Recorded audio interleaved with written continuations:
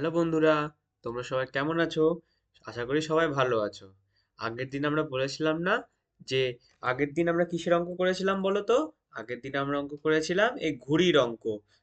আশা করি তোমরা সবাই এই ঘুড়িকে রং করেছো এবং উত্তর বের করেছো প্রত্যেকটা জিনিসের। যদি না পেরে থাকো আমাকে বলবে কমেন্টে বা টেলিগ্রামে, আমি তোমাদেরকে করে দেবো, ঠিক আছে? আজকে আমরা এই যে যোগ বিয়োগ গুণ ভাগ আমাদের যে রোজকার কাজে লাগে তার একটা বড় উদাহরণ। আমাদের বাবা মারা যখন বাজারে যায় তখন এই যে সবজি কিনে আমাদের টাকা দিতে হয়, এই সমস্ত, তারপরে সবজির ওজন করতে, ফলের ওজন করতে, সবকিছুতেই আমাদের অঙ্কের ব্যবহার হয়। তো কি কি ভাবে আমরা এই অঙ্ক আমাদের বাজারের বা দৈনন্দিন জীবনে ব্যবহার করি, সেটা আমরা এইখানে শিখবো। তো আমাদের চ্যাপ্টারের কি নাম আছে? আমাদের চ্যাপ্টারের নাম আছে চলো বাজারে যাই। তাহলে কি বলেছে এখানে? এই চ্যাপ্টারে আমরা বাজারে গিয়ে যে সমস্ত অঙ্ক আমাদের কাজে লাগে সেই সমস্ত অঙ্ক আমরা করব। তাহলে আমাদের প্রথমে অঙ্ক করার নিয়ম কি হবে?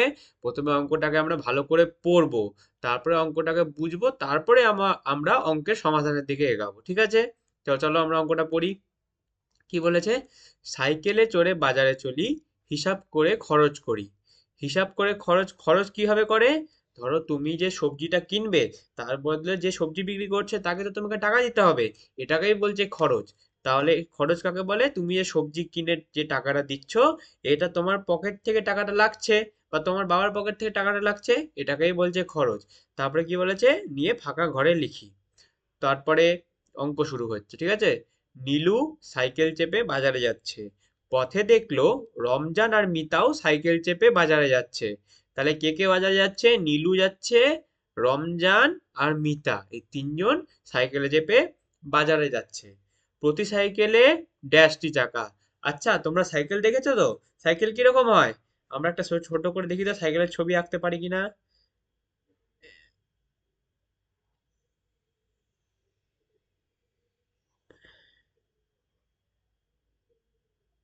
এই যে এরকম করে একটা চেষ্টা করছি আমরা, ঠিক আছে?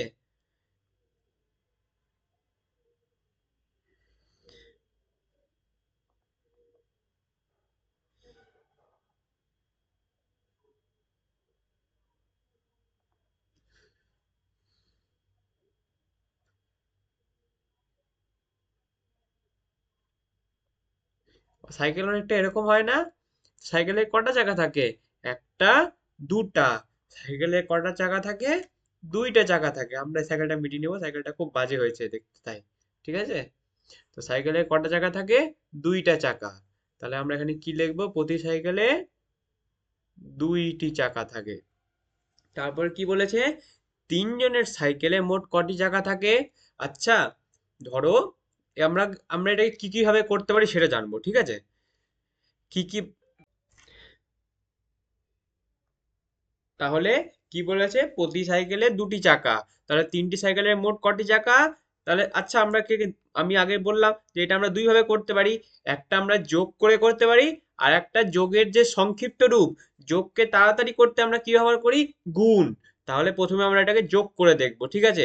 যে তিনটি সাইকেলে কটি চাকা। তাহলে নীলুর সাইকেলের চাকা হচ্ছে তোমার দুইটা, রমজানের সাইকেলের চাকা হচ্ছে তোমার দুইটা, আর মিতার সাইকেলের চাকা হচ্ছে দুইটা। তাহলে কত হচ্ছে? আমরা যোগ করে নেব। দুই, দুয়ে চার, চার আর দুয়ে ছয়। তাহলে কটা চাকা হচ্ছে? ছয়টা চাকা। আচ্ছা, এখানে তো তিনটা বলেছে বলে আমরা খুব তাড়াতাড়ি করে নিলাম। এখানে যদি 10টা বলতো তাহলে আগে আমরা প্রত্যেকটা দুই লিখতাম? লিখতাম না, আমাদের তো অনেক সময় লেগে যাবে। তাহলে এটা এখানে আমরা কি করব? একই দুই, মানে প্রত্যেকটা সাইকেলে দুটি করে থাকছে। এই দুটি চাকায় কজনের থাকছে? তিনজনের থাকছে। বা আমি আগের ক্ষেত্রে যে বললাম 10 জন বা 15 জন, সেটা 10 জন বা 15 জনের থাকছে। মানে একই সংখ্যা বারবার রিপিট হচ্ছে। তাহলে কি করব আমরা? সেক্ষেত্রে আমরা গুণ ব্যবহার করব। কি ব্যবহার করব? গুণ। তাহলে দুটি চাকা ইন্টু 3 জন। তাহলে কটা চাকা হচ্ছে? 6টি চাকা। কটি চাকা হচ্ছে? 6টি চাকা। তাহলে তিনজনের সাইকেলে মোট কটি চাকা? 6টি চাকা।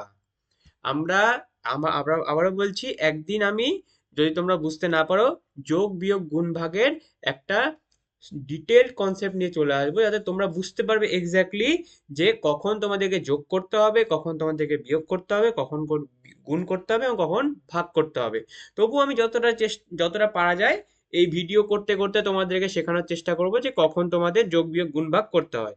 ঠিক আছে, তাহলে চলো এরপরে তারপরে কি বলেছে আমরা দেখে নিই। তারপরে বলেছে বাজারে তারা তরমুজের দোকানের পাশ দিয়ে গেল। বাজারে তরমুজের দোকানের পাশ দিয়ে গেল।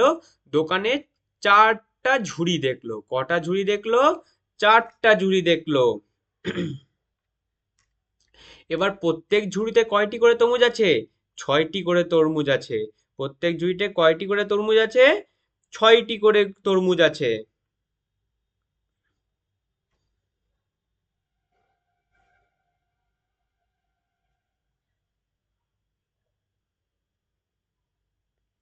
তারপরে কি বলেছে? রমজান বলল মোট কটা তরমুজ আছে।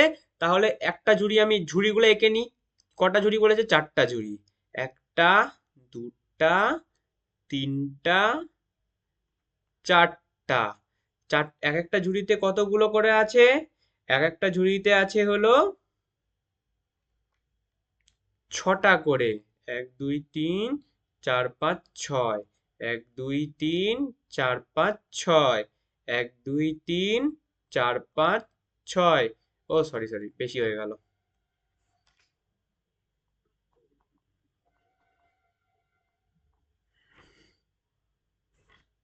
ছয়টা হয়ে গেল এখানে। এখানে তিনটা, চার পাঁচ ছয়। এক দুই তিন চার পাঁচ ছয়। তাহলে হয়ে গেল ছটা। আচ্ছা, এখানেও ছয়টা তরমুজ আছে, এখানেও ছয়টা তরমুজ আছে, এখানেও ছয়টা তরমুজ আছে, এখানেও ছয়টা তরমুজ আছে। তাহলে আমরা বলতে পারি যে প্রত্যেকটা ঝুড়িতে সমসংখ্যক তরমুজ আছে। সব তাহলে এই কারণ এখানে ছটা থাকছে, প্রত্যেকটা ছটা করে থাকছে, তাই সমসংখ্যক মানে সমান সংখ্যায় তরমুজ আছে। তাহলে কটা ঝুড়ি আছে? একটা, দুটা, তিনটা, চারটা। তাহলে একটা ঝুড়িতে যদি ছটা তরমুজ হয়, চারটা ঝুড়িতে বেশি থাকবে। এবার আমরা যোগ না করে কি করছি? যোগের সহজ একটা উপায় আছে, গুণ। আর এই গুণের উত্তর আমরা কি করে পড়বো? আমরা নামতা পড়ছি, নামতা অনেক সময় মুখস্থ করার চেষ্টা করি, সেভাবে আমরা এখানে গুণ করছি। তাহলে 4 গুণিত 6 হয়ে যাচ্ছে। তাহলে কটা তরমুজ আছে? 4 6 কত? 4 6 24। 4 6 কত? 24। তাহলে চারটা ঝুড়িতে মোট কটা তরমুজ আছে? 24টি তরমুজ আছে। এবার কি বলেছে? এবার তারা ফোন বুথে গেল। মিতা দুটি ফোন করলো। নীলু একটা, রমজান একটা ফোন করলো। তারা মোট তাহলে কটা ফোন করলো? আচ্ছা দেখো তো, এখানে কি সংখ্যাগুলো সমান আছে? এখানে দেখো মিতা একাই দুটা কল করেছে, আর নীলু একটা করেছে, রমজান একটা করেছে। তিনজনে কিন্তু আলাদা আলাদা সংখ্যায় করেছে। উপরে কি হচ্ছিল? প্রত্যেকটা কাজ একই সংখ্যায় হচ্ছিল, কিন্তু এখানে কিন্তু একই সংখ্যায় হচ্ছে না। এখানে নীলু একটা ফোন করেছে, রমজান একটা ফোন করেছে, মিতা দুটো ফোন করেছে। তাহলে সবার এখানে মিতা আলাদা করলো দুজনের থেকে, তাই এখানে গুণ করা যাবে না তো মোট বের করার সময়। তাহলে এখানে আমরা কি করব? দেখবো যে দুইটি ফোন করলো, তো মিতা দুইটি করলো, নীলু একটা করলো, আর রমজান একটা করলো। তাহলে কত হলো? চারটা ফোন। আচ্ছা, এখানে আমরা তো যোগ করে করলাম। এবার যদি আরো বড় সংখ্যায় দেওয়া থাকতো তাহলে আমরা কি করতাম? আমরা দেখতাম কি, এটাকে আমি মিটিয়ে দিচ্ছি না, এটাকে থাক, তাহলে তোমরা বুঝতে পারবে। এটা একটা উপায় হলো বের করার। আবার একটা কি উপায় করা যায়? ধরো মিতা এখানে আলাদা, ঠিক আছে, তো মিতাকে আমরা আলাদা করে লিখে নিলাম যে মিতা দুটা কল করলো, নিয়ে যোগ দিলাম। নীলু একটা কল করেছে, রমজান একটা কল করেছে, মানে দুজনে সমান সমান সংখ্যায় কল করেছে।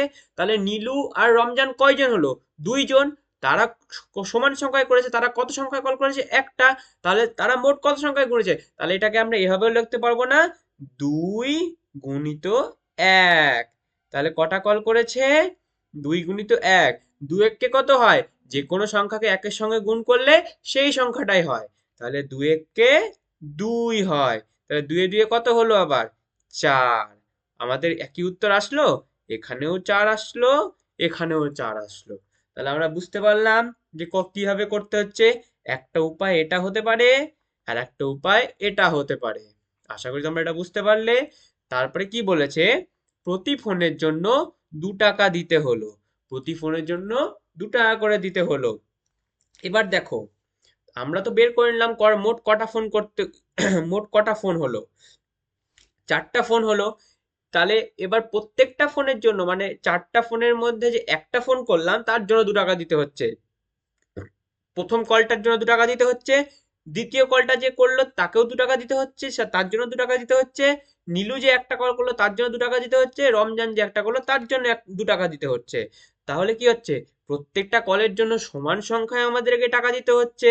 তাহলে এক্ষেত্রে কি করতে হবে, আমরা যোগ করেও করতে পারবো, গুণ করে করতে পারবো। কিন্তু দেখো এখানে গুণ দিয়ে দিয়েছে, গুণিত 2। তাহলে এখানে কটা বসবে, তারা মোট 4টা কল করেছে, তাহলে 2 টাকা দিয়ে দিয়েছে। তাহলে এখানে লিখবো আমরা 4। 4 দুগুণ কত হয়, 8 টাকা। তাহলে আমাদেরকে তাদেরকে মোট কত টাকা দিতে হবে, 8 টাকা দিতে হবে। তাহলে এত দূর হয়ে গেল আমাদের। তারপরে আমরা চলে আসি, তারপর নীলু কি বলেছে দেখো, তারপর নীলু 4 আটি শাক কিনলো। 4 আটি শাক কিনলো। দেখবে তোমার বাবা মা যখন শাক আনবে একটা ছোট ছোট থোকায় বেঁধে আনবে, ওগুলোকে কি বলবে, আটি বলে, ঠিক আছে।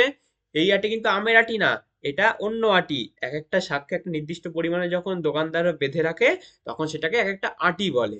তাহলে এরকম কি হলো, 4 আটি শাক কিনলো, কে কিনলো, নীলু। এবার কি হলো, একটি আটি শাকের দাম 5 টাকা। তাহলে নীলু দিল কত টাকা, তাহলে একটি আটি শাকের দাম যদি 5 টাকা হয়, তাহলে 4টি আটি শাকের দাম কত, একটি আটির দাম 5 টাকা, প্রথম আটিটার দাম 5 টাকা, দ্বিতীয় আটিটার দামও 5 টাকা, তৃতীয় আটিটার দামও 5 টাকা, চতুর্থ আটিটার দামও 5 টাকা। তাহলে প্রত্যেকটা আটির দাম সমান সংখ্যায়, সমান সংখ্যায় যেহেতু হচ্ছে কি, তার মানে কি, আমাদেরকে মোট বের করতে গেলে যোগের সংক্ষিপ্ত রূপ কি হয়, গুণ। তো এখানে আমরা গুণ করব। তো এখানে দেখো টাকা দিয়ে দিয়েছে, এখানে টাকাটা দিয়ে দিয়েছে, তাই এখানে 5 টাকা কোথায় আছে, এই যে 5 টাকা। তো এখানে 5 টাকাটা আমরা করে নিব। আর আটি কিনেছি আমরা, 4 আটি। তাহলে 4 আটি নীলু কিনেছে, 4 আটি, 5 টাকা করে, 4 5 কত হয়, 20। কত টাকা দিতে হলো তাহলে, 20 টাকা দিতে হলো। আমাদের এটাও হয়ে গেল। তারপরে কি বলেছে দেখি, তারপরে বলেছে রমজান এবার 2টি গন্ধরাজ লেবু আর একটা বেল কিনলো। একটা লেবুর দাম 4 টাকা। তাহলে কি কিনলো, 2টি গন্ধরাজ লেবু আর একটা বেল। একটা লেবুর দাম 4 টাকা। তাহলে 2টি লেবুর দাম কত, 2 × 4। আমরা উপরে দেখলাম এটা কেন হচ্ছে, 4 দুগুণ কত হয় তাহলে, 8 টাকা। তারপরে বুঝতে পারলে তো, এখানে এই গন্ধরাজ লেবুর কথাই বলেছে কিন্তু। তাহলে 2টি গন্ধরাজ লেবু কিনেছে, একটি লেবুর দাম 4 টাকা। তাহলে একটি লেবুর দামও প্রথম লেবুটার দামও 4 টাকা, দ্বিতীয় লেবুটার দামও 4 টাকা। সমান সমান দাম, সমান সংখ্যার দাম। তাই কি করতে হচ্ছে, যোগের সংক্ষিপ্ত রূপ কি, গুণ। তাহলে 2টি লেবুর দাম কত, 2 × 4, 8 টাকা। একটা বেলের দাম দিল 7 টাকা। এখানে তো আমরা লেবুর দাম বের করে নিলাম, সে তো একটা বেলও কিনেছে, তো বেলের দামও দিতে হবে। তাহলে বেলের দাম কত, 7 টাকা। সে একটাই বেল কিনেছে, তাহলে একটা বেলের দাম 7 টাকা, মানে একটা বেলের দাম 7 টাকা হয়ে গেল। তাহলে রমজান মোট কত টাকা দিবে, সে লেবুর জন্য দিল 8 টাকা, আর বেলের জন্য দিল 7 টাকা। আটার সাথে কত হয় যোগ করি, 8-এর পর 7 গুনবো, 7 এত দূর আসে, 8-এর পর 9, 10, 11, 12, 13, 14, 15। কত হলো, 15। রমজান কত টাকা দিল তাহলে, মোট 15 টাকা দিল। হয়ে গেল তাহলে এটা। এবার আমরা মিতার কাছে চলে আসব। মিতাকে কি বলেছে, মিতা 2টি লাউ আর একটা এঁচড় কিনলো। মিতা কি কিনলো, 2টা লাউ কিনলো আর একটা এঁচড় কিনলো। লাউ কত টাকা করে দিয়ে দিয়েছে, লাউ দিয়েছে 9 টাকা করে। তাহলে 2টা লাউয়ের দাম কত, 2টা লাউয়ের দাম 2 × 9 টাকা। ওই উপরের সেম কনসেপ্ট, যে একটি প্রথম লাউটার দামও 9 টাকা, দ্বিতীয় লাউটার দামও 9 টাকা। তাহলে টোটাল দাম কত, 2 × 9, কারণ দুটো সমান সংখ্যায় আছে, তাই এখানে আমরা যোগ করব না, যোগের সংক্ষিপ্ত রূপ ব্যবহার করব। কি হচ্ছে, 2 × 9, 9 দুগুণ কত, 9 দুগুণ 18। বুঝতে পারলে, 9 দুগুণ কত, 18। তারপরে কি হলো, মিতা একটা এঁচড়ের দাম দিল 17 টাকা। মিতা কটা এঁচড় কিনেছে? একটা এঁচড় কিনেছে। তাহলে মিতা লাউয়ের জন্য দিল 18 টাকা, আর এঁচড়ের জন্য দিল 17 টাকা। তাহলে এবার 18 আর 17কে যোগ করব। আমরা যোগ করব এখানে, এখানে আমরা একটু উপর করে যোগ করে নিই, তাই না? এবার দেখো, 18 আর নিচে 17,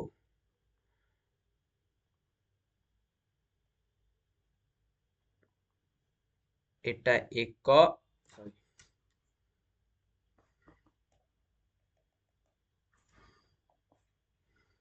এখানে মনে হবে না, দাঁড়াও।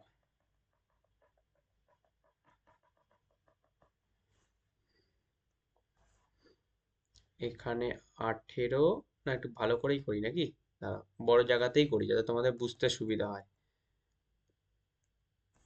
এখানে করি, এটা 18 আর এটা 17 হয়ে গেল। আমরা একক কোনটা? এটা একক। দশক কোনটা? এটা দশক। ঠিক আছে, একক দশক তো আমরা পড়েছি। এককের ঘরে আমরা যোগ কোন দিক থেকে কোন দিকে করি? একক থেকে দশকের দিকে করি, একক থেকে দশকের দিকে করি। তাহলে প্রথমে কোনটা করব? এককের ঘরে যোগ করব। 8টার সাথে কত হয়? 8টার সাথে 15 আমরা উপরে করলাম। 8টার সাথে কত হয়? আচ্ছা আমরা হাতে গুনেই নি। এই যে 8 এত দূর হচ্ছে, তারপরে 7 গুনতে হচ্ছে এত দূর, 9 10 11 12 13 14 15। তাহলে দেখো 15 কি বসাতে পারবো আমরা? 15 তো বসাতে পারবো না, কারণ দশকের ঘরে তো এখানে সংখ্যা আছে আরো। তাহলে কি করতে হবে? আমাদের উত্তর বেরোলো 15। তাহলে এই 15-র যে এককের ঘরের সংখ্যাটা আছে সেটা এখানে বসে যাবে। ঠিক আছে, এখানে এককের ঘরের সংখ্যাটা যেটা, সেটা বসে যাবে। তো 15-র এককের ঘরের সংখ্যা কত? 5। তাহলে এখানে কত বসবে? 5। বাকি কি থাকলো? এই 1। এই একটা কি? দশক। এই দশকটা এই দশকের সঙ্গে যোগ হয়ে যাবে। এখানে তাহলে আবার উপরে 1 যোগ হয়ে যাবে। 1 2, 1 একে 2, 2 আর একে 3। তাহলে কত হচ্ছে? 35। তাহলে মিতা মোট কত টাকা দিল? 35 টাকা দিল। তাদের মোট এবার তাদের জিজ্ঞাসা করেছি কি, দেখো মোট খরচ কত হলো। তাহলে আমাদেরকে আগে দেখতে হবে টোটাল সবাই মিলে কত, কয়জন এসেছিল বাজারে? 3 জন। নীলু কত কত খরচ করেছে? 20 টাকা। আমরা লিখে নিব এখানে, নীলু কত টাকা খরচ করলো? নীলু খরচ করলো 20 টাকা।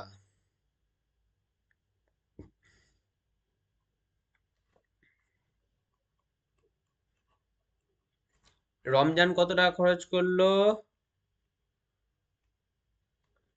রমজান 15 টাকা। আর মিতা কত টাকা খরচ করলো?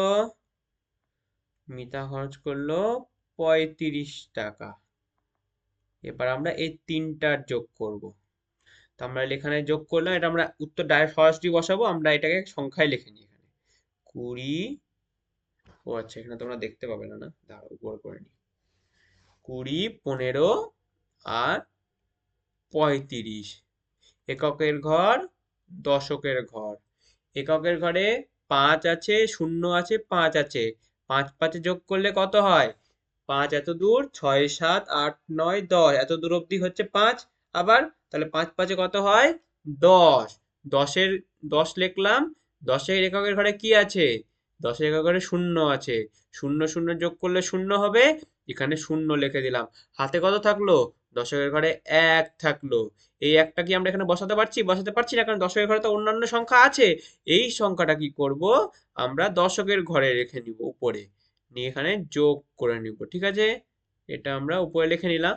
তাহলে 1 আর 2 এ 3, 3 আর 1 এ 4, 4 আর 3 এ 7, 4 আর 3 এ 7। তাহলে তারা কত টাকা খরচ করলো?